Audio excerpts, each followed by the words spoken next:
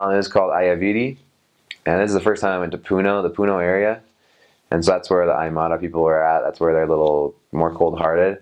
So when I got there, it was a lot different than what I've been used to my whole mission, just because everyone was a little bit rougher around the edges, and so it was a lot harder to talk to people there. Like you could, in other places, you can just talk to people in the street, and they'll be pretty friendly. They'll normally talk to you for a little bit at least. But if you try and talk to anyone in the street in Ayaviri or in Puno, it's a lot harder.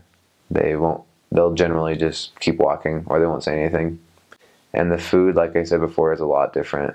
Like it takes a while to get adjusted. Even from going from area to area, it can throw you off food-wise, just from the difference. I don't know why. I mean, they changed the meat a little bit, and they have their few special foods they like to cook. They're different from the other regions. We were able to go to visit other towns that were kind of around about it. So we'd go out and visit these other towns too, and try and get people to come to church and stuff. And I remember one time we went to this really, really tiny town out in the middle of nowhere. I don't know where it was even. I mean, my companion went there looking for a reference that we'd received, or a referral. That's what it'd be in English. And we went looking for him, and we finally found him. We talked to him for a little bit. And on our way back, we got confused because we'd never been there before. We didn't know where or how to get back, really. So we kind of started wandering back to where we thought we were supposed to get picked up and head back to our area.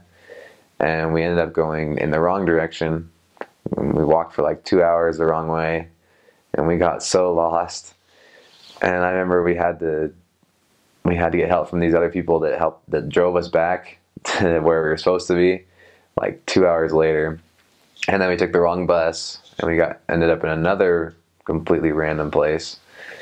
And it took another few hours to get back to where we were originally at.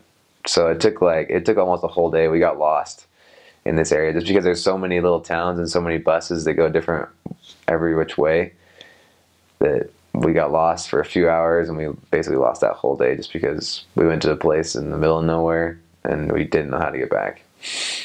That was the most interesting, I could say, most interesting experience I had in that area, being lost the whole day.